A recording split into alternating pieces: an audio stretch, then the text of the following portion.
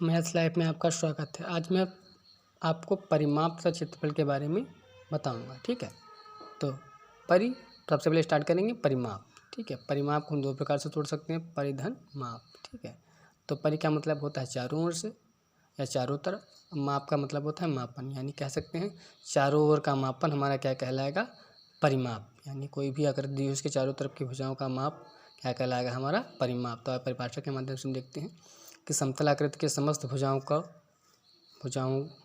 के मापों का योगफल क्या कहलाता है, परिमाप। यानी कोई भी समतल आकृति दी हुई है कि समस्त भुजाओं की माप जो होंगी, समस्त भुजाओं की जो माप का योगफल होगा हमारा क्या कहलाएगा, परिमाप। ठीक है, परिमाप को हम क्या कहते हैं, परिमित। परिमाप को हम क्या कह सकते हैं, परिमित कहते हैं। ठीक है, यानी परिमाप और परिमित दोनों एक ही बात है। ठीक है, तो पहले आइए हम उदाहरण के माध्यम से देखते हैं। किसी त्रिभुज की भुजाएं क्रमशः 4 सेंटीमीटर, 5 सेंटीमीटर और 8 सेंटीमीटर हैं, तो इस त्रिभुज का परिमाप क्या होगा। ठीक है, जो त्रिभुज का परिमाप बराबर तीनों भुजाओं का योग। यानी हम पहले बता चुके हैं, कोई भी मतलब आकृति दी हुई कोई भी समतल आकृति है, अगर उसका परिमाप निकालना है यानी कि चारों तरफ की भुजाओं को हम जोड़ देंगे। त्रिभुज में सिर्फ तीन ही भुजाएं होती हैं, उसमें तीन भुजाएं जोड़ देंगे, मतलब तीन ही भुजाएं, तो तीनों भुजाओं को हम आपको जोड़ देंगे तो हमारे क्या निकल के आ जाएगा, परिमाप।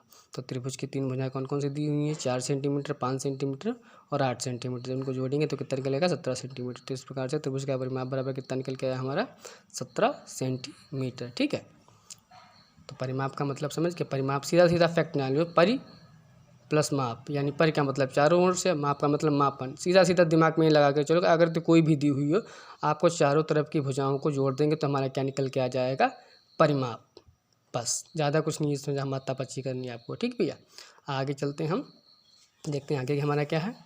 आगे हमारा दिया हुआ है क्षेत्रफल। आगे हमारा क्या दिया हुआ है, क्षेत्रफल। ठीक है, जैसे परिमाप में भैया क्या होता था कि चारों तरफ की भुजाओं को जोड़ देते थे तो हमारा क्या निकल के आता था, परिमाप। यानी कि बाहर जितनी भुजाओं की जो माप दी होती थी उनको हम जोड़ के लिख देते थे, जोड़ते थे तो क्या प्राप्त हो जाता था हमको, परिमाप। अब परिमाप चारों तरफ का होता है, क्षेत्रफल जो होता है वो उसके अंदर का मान होता है। क्या होता है, कोई भी अगर दी उसके अंदर का जो मान होता है वो हमारा क्या होता है, क्षेत्रफल।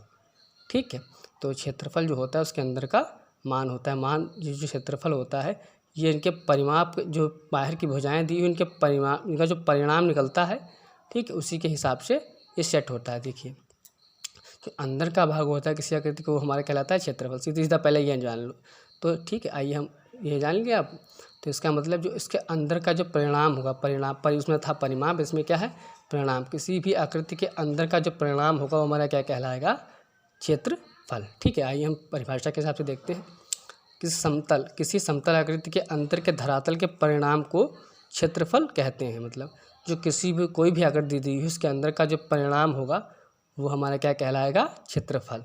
तो परिभाषा में इस हिसाब से लिखा हुआ है, किसी समतल आकृति के अंदर के धरातल के परिणाम को क्षेत्रफल कहते हैं। उसमें परिमाप था, इसमें क्या है, परिणाम। ये धरातल के अंदर का जो परिणाम होगा वो हमारे क्या कहलाएगा, क्षेत्रफल। ठीक है, लेकिन सभी अलग अलग आकृतियों का क्षेत्रफल ज्ञात करने के लिए अलग अलग फार्मूलों का प्रयोग किया जाता है। नहीं, सभी आकृतियों का देखो, परिमाप क्या था, सभी भुजाओं को जोड़ देते थे, कोई भी आकृति उसमें कोई इफेक्ट नहीं पड़ता था, बस उसका परिमाप निकल जाता था। बट इसमें क्या, क्षेत्रफल में ऐसा नहीं है। क्षेत्रफल में जैसी आकृति होगी उस हिसाब से उसका क्षेत्रफल निकलेगा। मतलब अगर त्रिभुज है उसको निकालने के लिए अलग फार्मूले का यूज होगा। क्षेत्रफल मतलब आयत है उसके लिए अलग क्षेत्रफल निकालने के लिए सूत्र होगा। ये सबके लिए सबका अलग अलग फार्मूला होता है उसके क्षेत्रफल के लिए। मतलब परिमाप में कोई दिक्कत नहीं है, उसमें चारों भुजाएं जोड़ दो, मतलब चारों तरफ की भुजाएं, आपका आराम से निकल जाएगा। बट क्षेत्रफल में ऐसा नहीं है। ठीक है, तो मैं आपको आज के लिए ही बस इतना ही। आगे मैं आपको त्रिभुज का परिमाप, त्रिभुज का क्षेत्रफल, कौन कौन से त्रिभुज होते हैं, उनका क्षेत्रफल तथा परिमाप, फिर आगे हम आपको आयत, इसके बारे में सब कुछ मैं आपको डिटेल से बताऊँगा। ठीक है, अगर आपको वीडियो अच्छी लगी तो चैनल को सब्सक्राइब करें, लाइक करें, शेयर करें। धन्यवाद।